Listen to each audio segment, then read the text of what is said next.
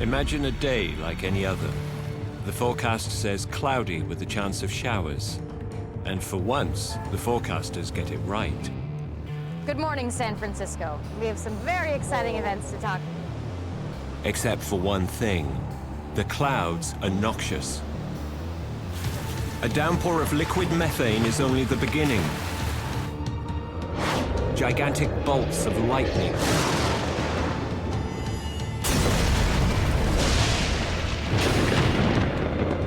A flash freeze brings crystal silence. Shattered only by winds of over 17,000 kilometers per hour. Don't bother bringing an umbrella.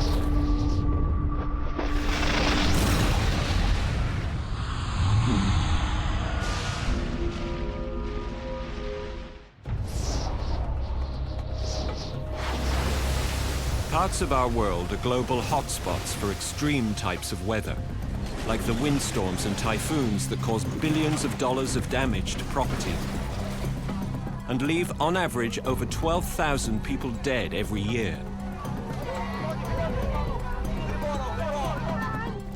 But there are worlds in our universe that are consumed by weather on a much greater scale. Space storms. They may look vaguely familiar, but they're off the dial in size and power. And this weather gets wilder as we travel farther from Earth into the solar system.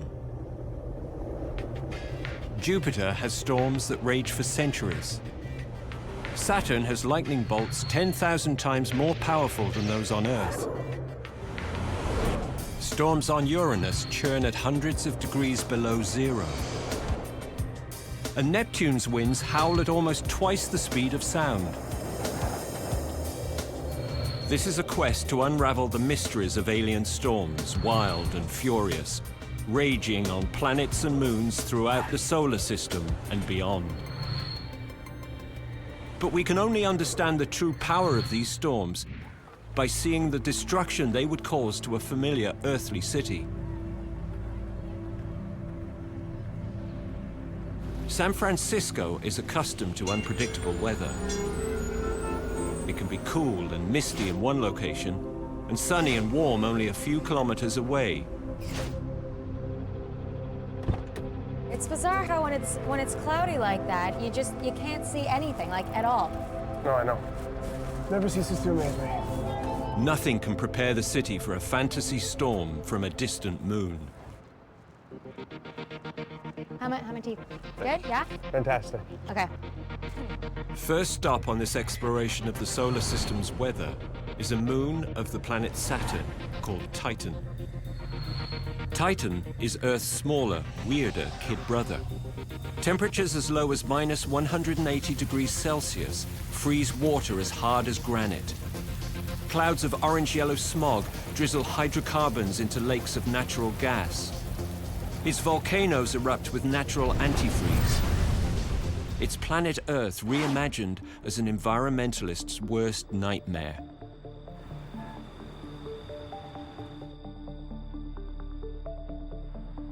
San Francisco gets its share of thick fog, but the one rolling in this time is a cold methane smog from Titan.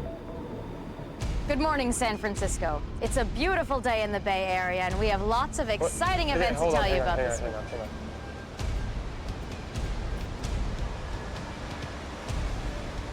Look at the color of those clouds.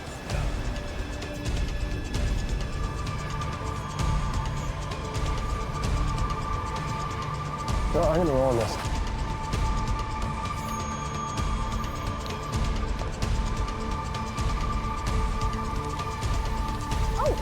Oh, Jesus!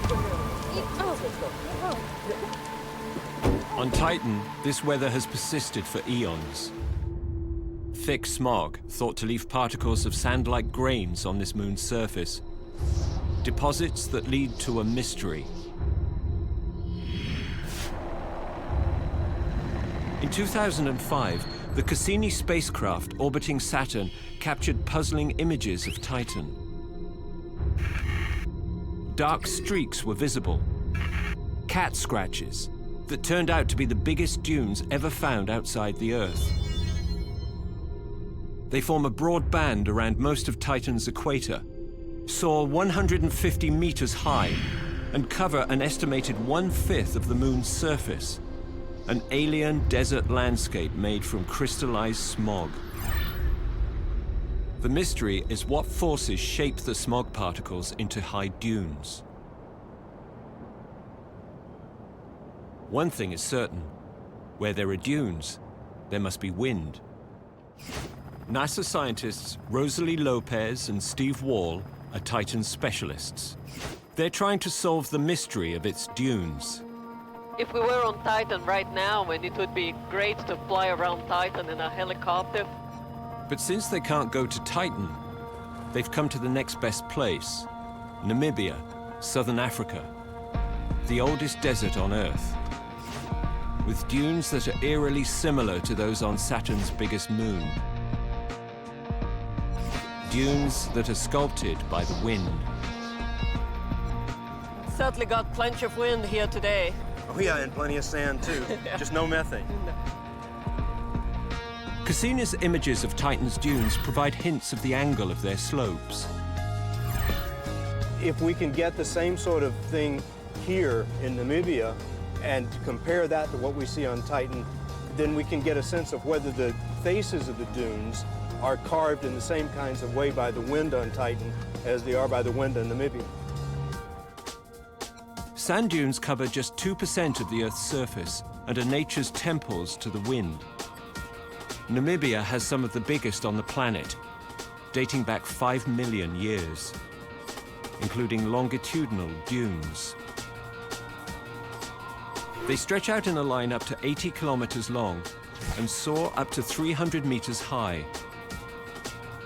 Incredibly, they have similar shapes and spacings to those on Titan.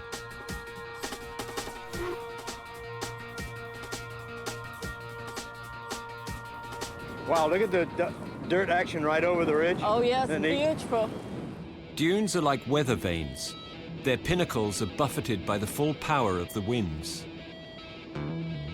But this dune is the height of a skyscraper, a 2-hour climb to the top. A rare opportunity for astronomers to get their hands dirty, and their feet. Oh, it's getting tougher. Careful. I know, don't fall down the slip face.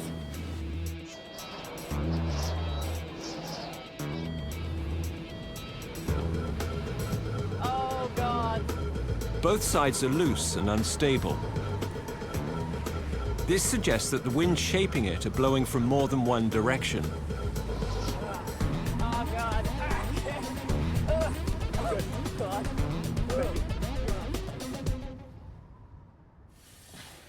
The winds are too complex and chaotic for Wall and Lopez to decode them through direct observation.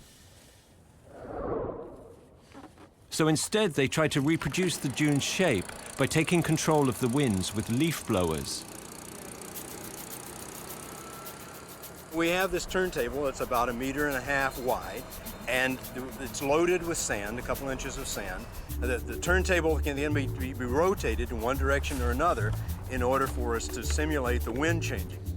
This is going to be hard. Oh, perhaps not so hard. It's easy for you to say. This is fun though. It's like playing in the sandbox again. Absolutely, absolutely. Sandbox for grown-ups. By simulating wind from different directions, they can work out what combination produces a longitudinal dune. See what we just wiped them out. Yeah, but there is. Oh, I missed it. Yeah, all right. there's a yes, transition. Yes. Cool. Linear dunes begin to emerge as if by magic. Their discovery indicates that the same forces may be at work on Titan. On Titan, we find longitudinal dunes, very much like we have here in Namibia. Perhaps they are formed by winds in 2 directions, and these winds will sculpt these very long linear dunes.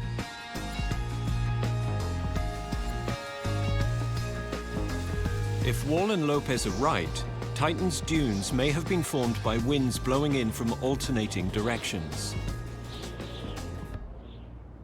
These massive dunes and another rare landscape are products of Titan's unusual weather.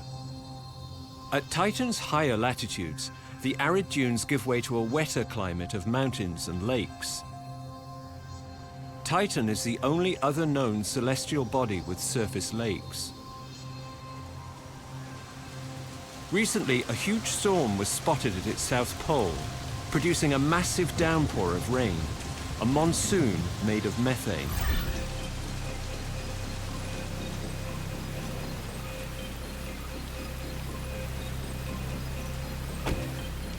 That doesn't look like normal rain. Hell no. Titan's weather is complex, like the Earth's. It has a methane cycle the way Earth has a water cycle. Lakes composed of a methane-ethane mixture as vast as Earth's largest lakes, complete with familiar-looking coastlines and islands, evaporate, forming noxious orange-yellow clouds in the atmosphere that return to the lakes as methane drizzle. Titan's frigid, flammable methane rain is falling on San Francisco. The raindrops are the size of hazelnuts. On Titan, they fall in slow motion, thanks to the planet's thick atmosphere and low gravity.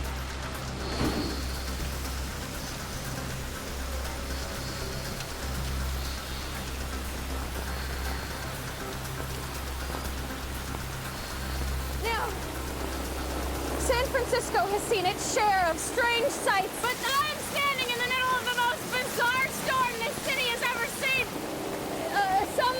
Some people look surprised, some are frightened.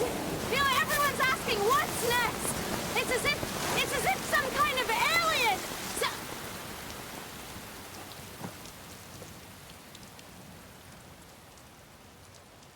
What happened? Oh, it stopped. There goes our story. The torrential downpour of rain from Titan leaves San Francisco soaked in methane. Just don't light a match. Titan's weather may be weird and wild, but it's dwarfed by the huge storms raging elsewhere out in the cosmos.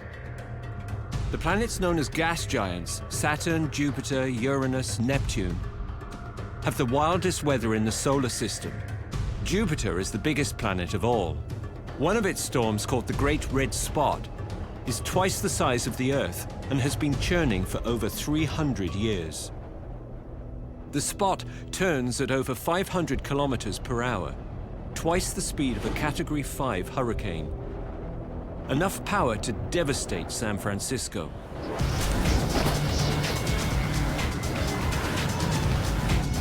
The power of the Great Red Spot is enormous. But scientists still don't know where all that energy comes from.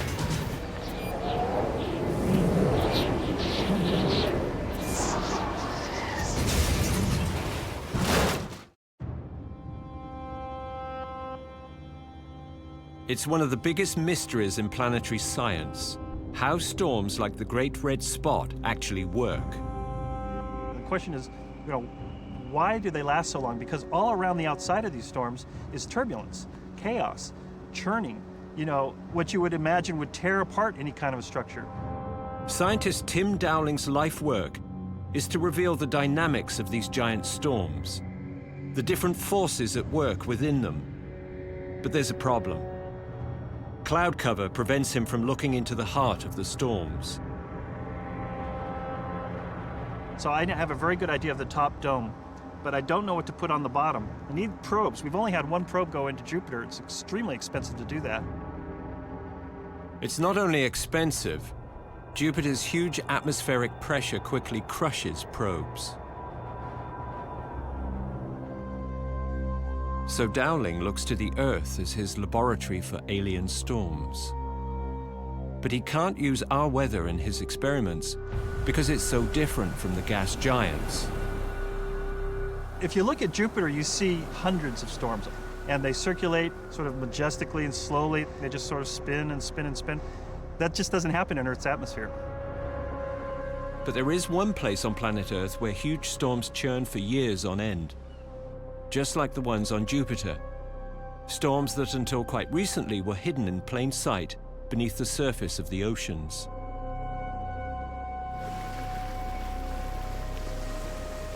One of the most exciting analogs today is the ocean eddies. They have all the mathematical similarities of the storms we see on Jupiter, and they last up to as many as 8 years. And to investigate them, he has found unusual collaborators. Elephant seals. Researchers at the University of California at Santa Cruz are trying to learn more about the feeding patterns of elephant seals and sea lions in the Pacific Ocean. But Dowling wants them to investigate storms on another planet. The whole point of today is to put these devices out. And this will stay on the animal for a whole year. Yeah, it'll if we don't recover it, it'll fall off this time next year when the animal molts. Marine biologist Dan Costa puts satellite recorders on marine mammals to study their feeding patterns in giant eddies. These little understood phenomena are giant rings of water up to 200 kilometers across. They slowly turn for years under the ocean's surface. They are the hurricanes of the submarine world, the longest-lasting weather systems on Earth. But they are also rich in fish, prime feeding grounds for marine mammals. Elephant seals travel all the way to Alaska, swim for 3 weeks, and get into where these eddies are forming, just like the eddies you see on Jupiter, but under the sea, and they go right into the middle and right down the core of the eddy. It's exactly what you want a probe of Jupiter to do. The instruments attached to the seals record the density, pressure, temperature, and depth of the eddies.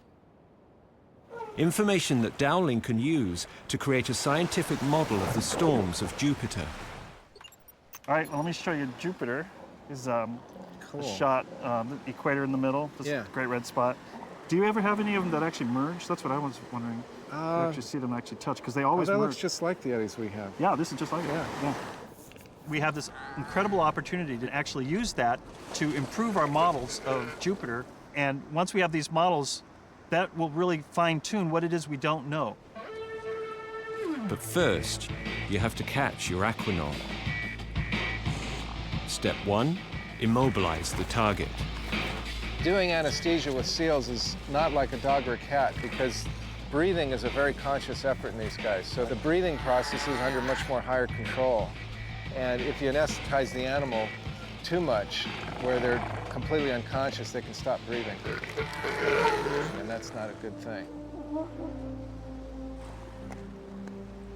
They begin the tag by taking hair and blood samples.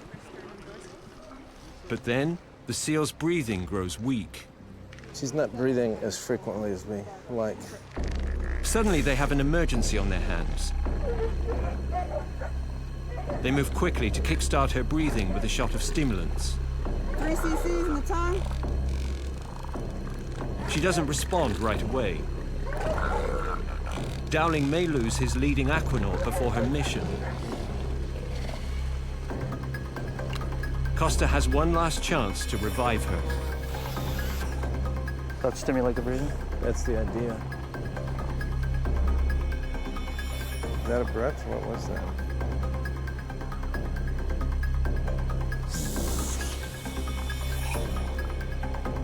Okay, there we go. The elephant seal finally resumes breathing. Okay, Yeah. let's go ahead and put the stuff on her.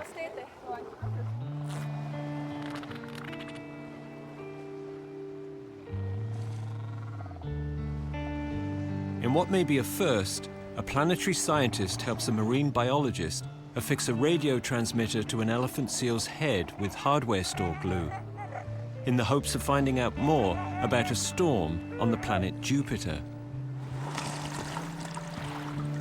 In a few days' time, the tagged female will return to the sea with the rest of the herd. Here they come. There was a million of them. How many are there? There's about 20 of them, 20 or 25. Oh, how cool is that? So how fast is time going here? This whole thing is about 9 months. As they forage for food in the eddies, their every move will show up as animated worms on Dan Costa's laptop. You know, here you are, your seals are just going right in and out of where we need to be. Yeah, well, our elephant seals will give us a nice temperature profile, and some of the animals with the salinity tags will give us a cross-section of the temperature salinity, so we'll be able to get density. That's awesome. Dowling and his colleagues have made a remarkable discovery. The proportions of these underwater hurricanes are uncannily similar to those on Jupiter. With the data from his aquanauts, Dowling will be able to calculate the dimensions of alien storms and unlock the secret of their power, realizing his greatest dream. Actually, his second greatest dream. If only I could borrow one of those elephant seals and bring it to Jupiter. It would be great.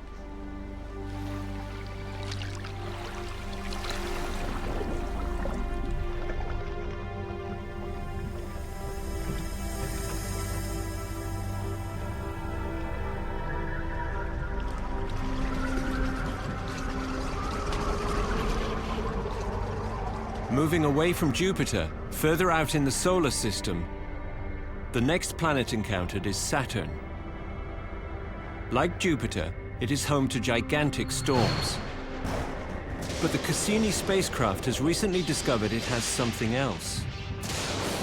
Lightning. God, what the hell was that? Saturn has the biggest known thunderstorms in the solar system. Yeah, let's get some of this. To understand their scale, imagine what would happen if one of them lit up San Francisco. How are my teeth? Good. I'm standing in downtown San Francisco under the most amazing cloud cover.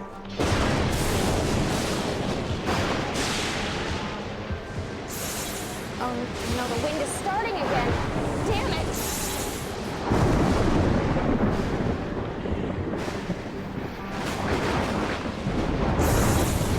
Saturn's storms can rage for months at a time, over an area 3,000 kilometers across. Lightning flashes are 10,000 times stronger than those on Earth.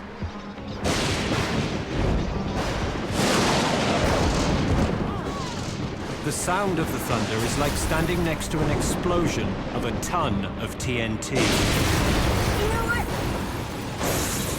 I gotta see this. Yeah, I got it. I got it. No, I gotta go. Come on.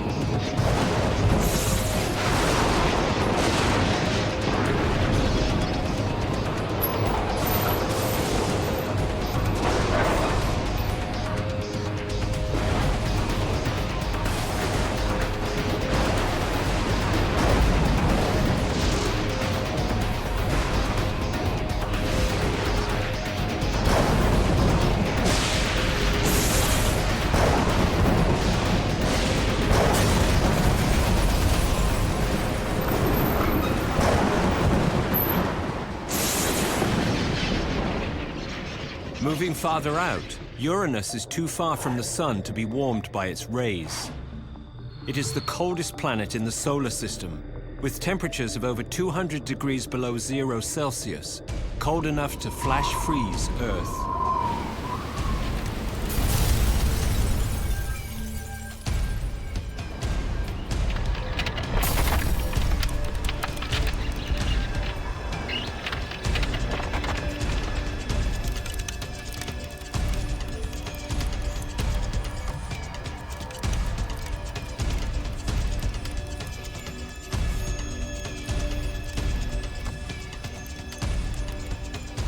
The silence that descended on San Francisco is about to be broken by the most powerful winds in the solar system. The winds of Neptune roar in at 2,000 kilometers an hour, shattering the frozen silence of the city.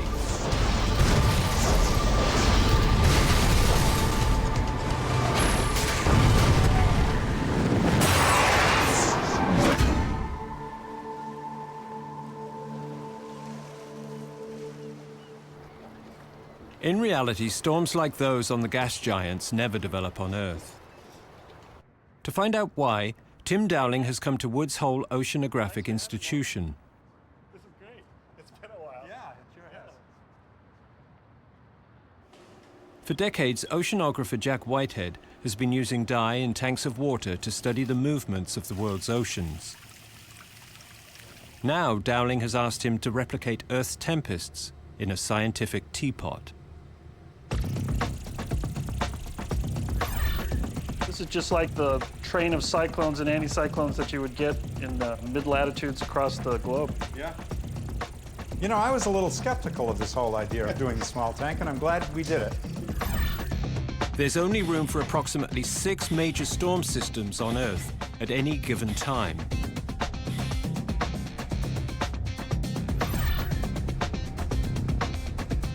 As Dowling looks on, Woods Hole's tanks reveal the crucial difference between Earth and the gas giants. You know, this guy here has all the room he needs. He's basically evolving in its purest state right now, just like on Neptune. Storms on the gas giants are free to spin and drift across vast distances. But Earth is so tiny that even our much smaller storms bump up against each other.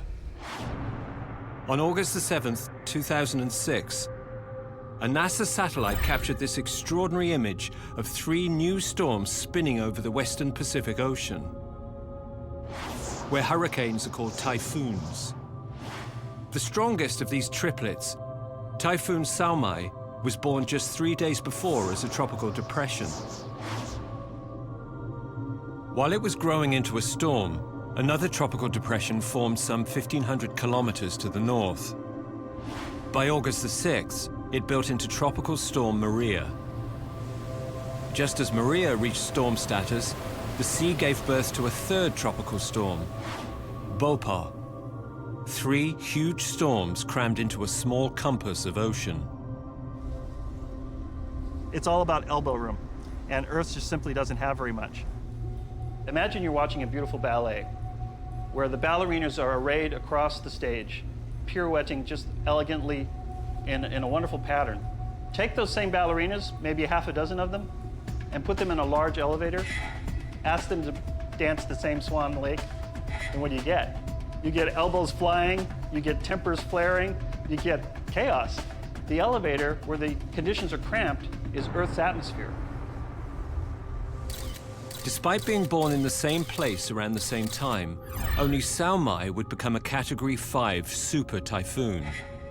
Maria grew into a small typhoon. Bhopal never grew bigger than a tropical storm. Each of the triplets sucked their energy from the heat of the Pacific Ocean. As they grew, each went their separate way and hit land in different places, hundreds of kilometers apart. When big storms reach land, cut off from the sea, their source of life, they start to die. But at the time of their birth, no one could predict their futures. Earth's weather is more complex than that of any other known planet because of our small size and our combination of mountains, water, and abundant sunlight. And that complexity makes our weather hard to predict. We're all inhabitants of Earth's atmosphere. We're all used to weather, and you kind of get the sense that weather is unpredictable. When you start to compare Earth's atmosphere to the storms you see on Jupiter and Saturn and Uranus and Neptune, we start to understand that Earth is actually anomalous. And it's that anomaly that makes Earth's weather special. Our biggest storms can blow up, wreak havoc, and disappear in just a few days. An extraordinary feature in our solar system, and one that makes Earth a storm world. And I think the consensus from the solar system exploration of the last 4 decades is, in fact, we live on the most unpredictable planet. When a superstorm strikes, this unique lack of predictability results in many more deaths. So scientists need to better predict their frequency. Campbell Leo is closing in on a killer. He's a paleotempestologist, a weather scientist who tracks down ancient storms. Today, he's focusing on records dating back 1,000 years. Leo is searching the past for evidence of centuries-long periods in which huge superstorms were much more frequent. If we know the history of typhoon in this area going back to hundreds of years, including some very strong typhoons that we have not seen in our lifetime, then it would give us a better idea of what the worst case scenario is. and it can help us to better understand the risk faced by the people living in this area. Research suggests that we've entered another era of superstorms.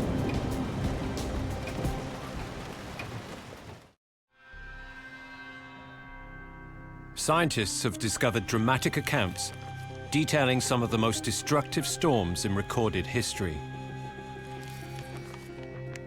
弘治2年6月初7日夜，永嘉季风甲乙自东北来生，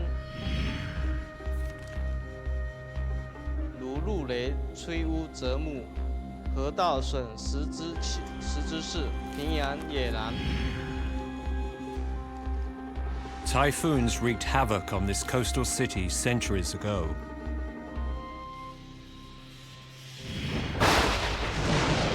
In the second year of Emperor Longqing, this is approximately 1568 AD. In the county of Yongjiao, which is Wanzhou today, there was a very powerful wind and rain. It killed more than 30,000 people, and it flooded the city for 3 days. It also said that 50,000 houses were destroyed and 400,000 households suffered losses in this event. This is one of the deadliest typhoon events recorded in Chinese history. The archive reveals that over a 300-year period, from the 13th to the 16th century, the typhoons hitting Wanzhou caused massive damage and killed tens of thousands of people.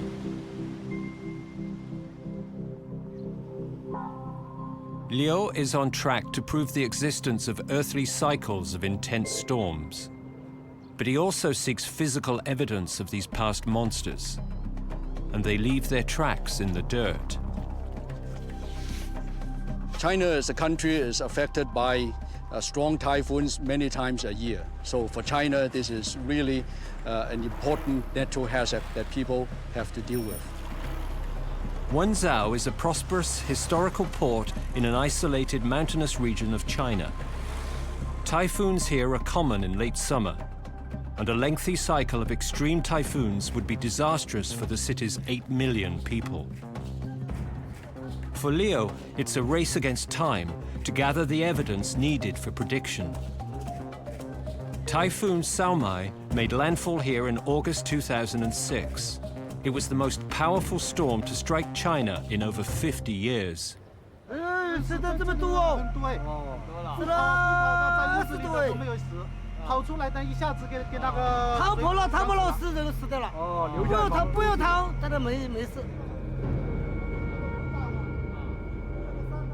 Saomai killed more than 400 people, destroyed 54,000 homes, and displaced 1.6 million residents.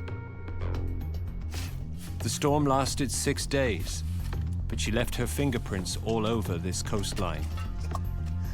What we're seeing here is a layer of sand with shell fragments overlying a layer of mud in the bottom.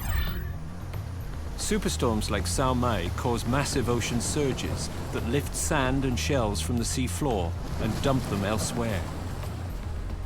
Liu is digging in a muddy lagoon between two sandbars, searching for the telltale layer within the mud. And the sand layer at the top with the shell fragments that indicates a storm deposit that was probably laid down by a recent typhoon affecting Wanzhou. And the most recent typhoon is Saomai in 2006. Liao now knows what a superstorm deposit looks like, a benchmark for ancient storms. He and his team drilled down into the past looking for prehistoric deposits. The same fingerprint could build a picture of the Earth's storm cycles. It's the first time this work has been done in China. This is forensic work. Instead of trying to solve crimes, we are looking at the scene, maybe a crime scene that was left by an ancient storm. This 6-meter-long core sample represents approximately 1,700 years of history.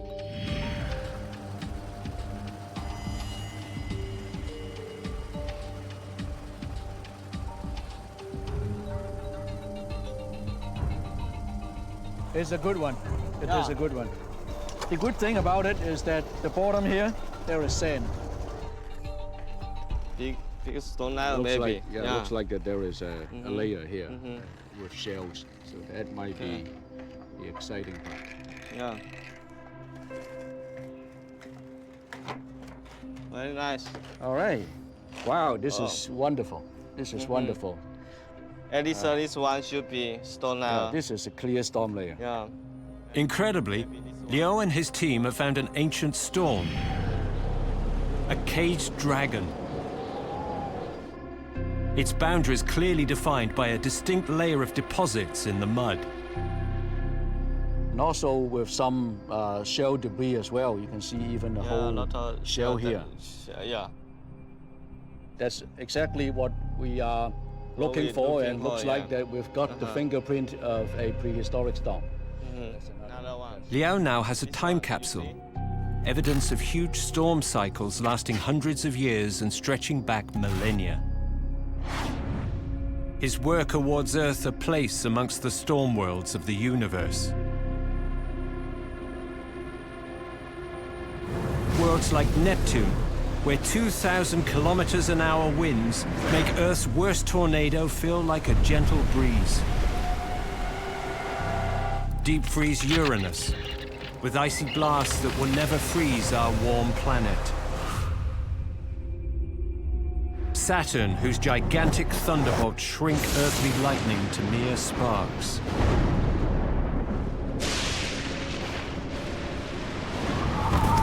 And Jupiter, where storms howl for centuries, while Earth's worst tempests often last no more than a week.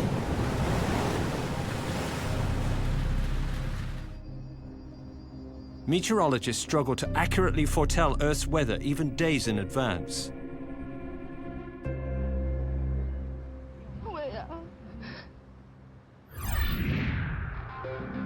But the most hellish weather in the known universe happens with clockwork-like predictability on a distant world.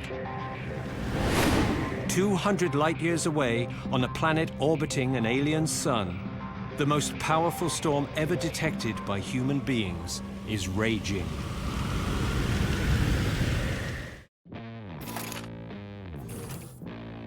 On an autumn evening, a network of astronomers across the United States are preparing to observe a hyperstorm in real time. Leading the campaign just outside of Boston is an astronomer from MIT, Josh Wynn. The event that we're observing tonight actually took place almost 200 years ago, because this star is almost 200 light years from the Earth. It's a storm that broke when Napoleon was trying to conquer Europe. And it's playing out on a planet with a phone number for a name. HD 80606b has an extremely close encounter with its star every 111 days, unleashing the worst known weather in the universe, a gigantic atmospheric shockwave that convulses the planet. We can observe this event because after this close approach, the planet crosses directly between its sun and the Earth. This event, called a transit, is similar to an eclipse. During the storm, the planet's entire atmosphere rapidly heats up 700 degrees Celsius, becoming hotter than volcanic lava, generating shockwave winds that howl at 18,000 kilometers per hour, almost 5 times the average speed of a rifle bullet. If a storm like this were to somehow be generated on the surface of the Earth, then it would be unmitigated bad news. The combination of the wind speed and the extreme temperatures would basically vaporize any structures. The astronomers hope to track a shockwave storm in real time during a transit. Well, the star won't be visible for us for as long as 3 hours, so hopefully somebody else, Don or Melanie or the gang in Florida, will be able to pick up where we leave off. Otherwise, we might... The transit lasts for 12 hours, but is visible from any one location for only 3 hours before our sun rises and the heavens can no longer be seen. So a chain of observatories across America are working in relay to observe the entire event. It's only observable for a few hours before the sun comes up, and spoils the observations. So that's why we've organized a campaign involving observers across the United States, so that in each time zone, the observer will have a couple of hours to acquire images of the star and to measure its brightness before passing off to the next time zone to the west, and so on. Any error in the timing between observatories or clouds obscuring the star from view, and the campaign may miss crucial parts of the eclipse. Don, are things still as bad as ever in Indiana? Well, the skies are clearing a little bit. Fantastic. Get better, I'll go to the surgery. And Phil, how do things look in California? So hopefully it'll hold up. We'll be on in about 3 hours and change. Okay. And Gil, it sounds like things are going really well in Arizona? We're in great shape. It's clear, the seeing is a little bit soft, but everything's going really well. Astronomer Gil Esquerdo is at the Whipple Observatory near Amado, Arizona. It's very rare to find a campaign put together like this where you've got multiple observatories working on the same object, the same target. They happen, they're not unheard of, but they're very rare. The Shockwave planet was discovered in 2001. It's a gas giant, a little bigger than Jupiter. It circles a star in the Big Dipper constellation, but its orbit is eccentric because there is another star close by whose gravity affects it. Astronomer Greg Laughlin is the leading authority on the Shockwave planet. This planet is particularly interesting because it has the most eccentric orbit of any planet that's been discovered anywhere. The planet tears through its close encounter with its star in less than a day. It's a very strange planet. That's what makes it interesting. Melanie Good is a graduate student in astronomy at Pittsburgh University. She's at the university's observatory. She'll be one of the first people to see the star, along with the Wallace Observatory and the Rosemary Hill Observatory in Florida, where a group of students and scientists and an amateur videographer Blair Witch Project are looking forward to staying up all night, staring at a couple of stars. So this is a computer. They're staring intently at it.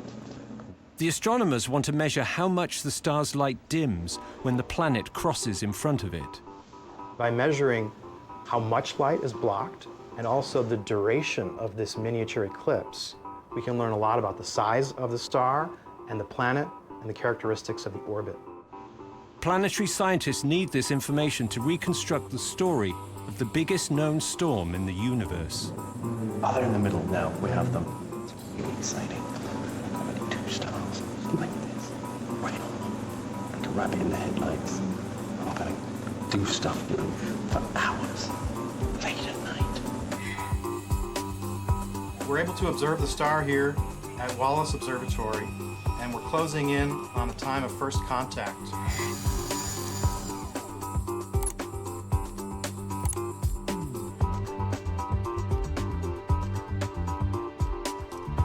So this is what the guys are seeing right now through their telescopes. They just see the pair of stars just sitting there calmly against the black of the night sky. And so it's a very subtle as seen from the Earth, and it's very hard to imagine that anything's happening there. But in reality, there's actually a tremendous storm in progress on the planet. The star dims as the planet crosses in front of it. The side of the planet facing the star is now absorbing almost 100 times more heat than when the planet is at its farthest point from its star during orbit. This is when the storm is reaching its peak. While this extraordinary drama plays out on HD 80606b, the weather around Boston is changing too. Clouds are rolling in, obscuring the observatory's view of the transit. It is raining, so we need to cover the telescopes as soon as we can. Bad weather on Earth may destroy this opportunity to witness the worst known weather in the universe.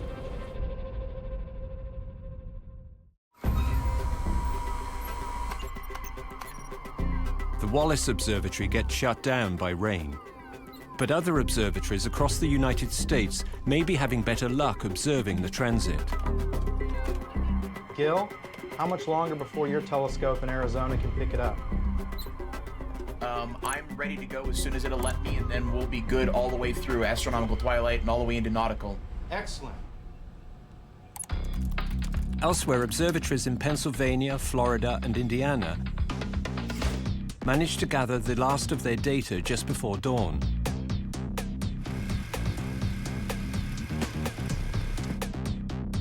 As the transit moves west, both Texas and California are rained out, leaving only the Whipple Observatory in Arizona. And now, we are running. We're on Sky and we are taking real data. Thank goodness. Knock on wood or particle board or whatever. I'm kind of excited about this all of a sudden. I don't know why. What you're doing, you're one link in a chain. And so it's nice to know that we haven't broken the chain. You know, we've got sort of a weak spot in the middle, but we've managed to fill it in as best we could. Whipple carries on for the next 3 hours until the sky starts to brighten before dawn in Arizona. Gil, were you able to start with no problems from Arizona as well? I most certainly was. I was able to get on just when I thought I was going to. The seeing is improved, which is a very good thing. Our star images are much more stable than they were earlier in the night. So this is really great. It means that we've been able to get complete coverage of the eclipse. A rare collaboration of observatories has tracked the biggest known storm minute by minute. All right, guys, well, we had a really successful night. Thanks again for all your efforts. We got exactly what we needed. It's the dawn of a new day, and the sun begins to gently warm the Western Hemisphere. On planet HD 80606b, the intense heat of its star causes its atmosphere to rapidly expand, like a nuclear explosion, unleashing a giant shockwave, blasting over the planet at 17 times the speed of sound on Earth. If you're actually on the night side of this planet, before you were able to hear anything, you would see that the sky was suddenly starting to glow. So the weather front that is arising as a result of this huge burst of heating, it comes careening around onto the night side of the planet. And then all of a sudden, in a blink of an eye, a shock wave, which is traveling faster than the speed of sound, would sweep over you. The temperature would go up by hundreds of degrees in a matter of seconds, and you would hear this tremendous low-frequency noise because the atmosphere is in a tremendous state of agitation.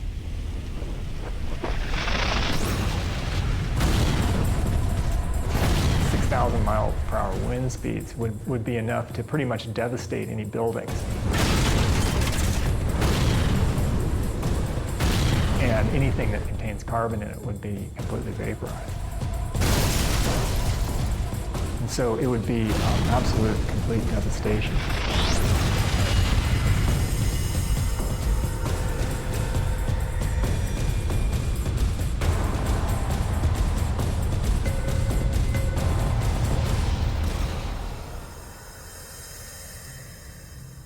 Alien storms in our universe are huge, but easy to predict.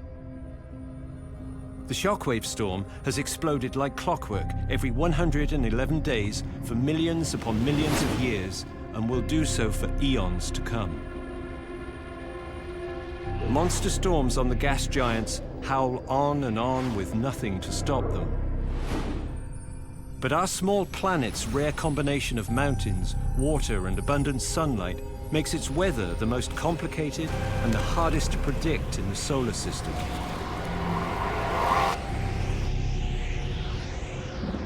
It also protects us from the enormous storms now raging across the vast reaches of the cosmos. So the next time you complain about the forecast, Good morning, San Francisco. be grateful.